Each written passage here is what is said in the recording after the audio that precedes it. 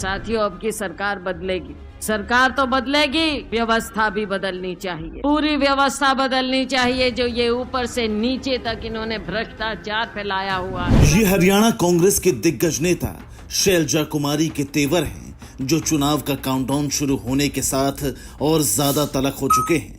शैलजा कुमारी हरियाणा विधानसभा की एक एक सीट पर जाकर बीजेपी सरकार के धागे खोल रही हैं। हमारे को तो दो मुख्यमंत्री मिले फिर भी दुखी, क्या कहानी है? करनाल के लोग और दुखी हो जाएं, भाई कुछ बहुत बड़ी बात है। इलाका सूना पड़ा है, इलाका सूना। अभी तक तो शैलजा कुमारी के इन बयानों से मनोहर लाल खट्टर और नायब सिंह सैनी की कुर्सी खतरे में थी, लेकिन अब भूपेंद्र सिंह हुड्डा की सत्ता भी खतरे में आ गई है। शैलजा कुमारी के एक बयान ने हरियाणा कांग्रेस में होने वाली पावर गेम का ट्रेलर दे दिया है।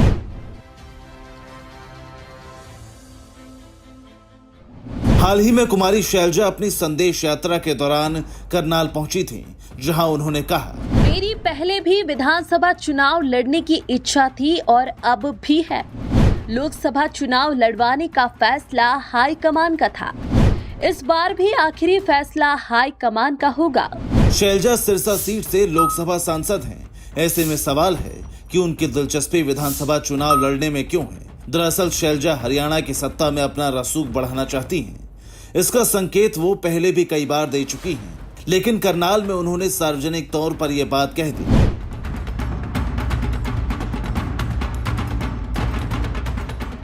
शैलजा कुमारी के इस बयान से भूपेंद्र सिंह हुड्डा की बेचैनी बढ़ना तय माना जा रहा है, क्योंकि शैलजा विधानसभा चुनाव लड़ती हैं और कांग्रेस की हरियाणा की सत्ता में वापसी होती है तो सीएम पद के लिए मजबूत दावेदारों में से एक होंगी, जिससे कांग्रेस दो खेमों में बढ़ती हुई नजर आ रही है।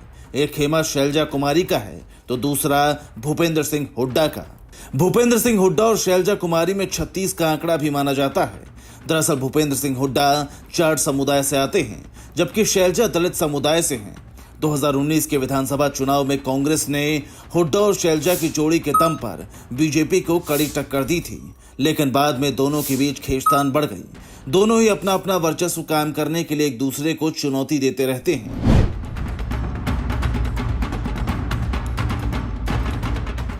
फिलहाल कांग्रेस में हरियाणा में सीएम के लिए किसी का नाम सामने नहीं आया है, लेकिन अभी तक भूपेंद्र सिंह हुड्डा को कांग्रेस पद के लिए निर्विवाद कैंडिडेट माना जा रहा था, लेकिन शैलजा के बयान ने इस पूर्वानुमान को धूमिल कर दिया है। ऐसे में कांग्रेस हाईकमान का सिरदर्द भी बढ़ना तय माना जा रहा है, क्योंकि कांग्रेस को इस बार सत्ता में वापसी की पूरी उम्मीद है। ऐसे में अगर सीएम पद की खींचतान तेज होती है तो कांग्रेस को डेंट दे सकती है।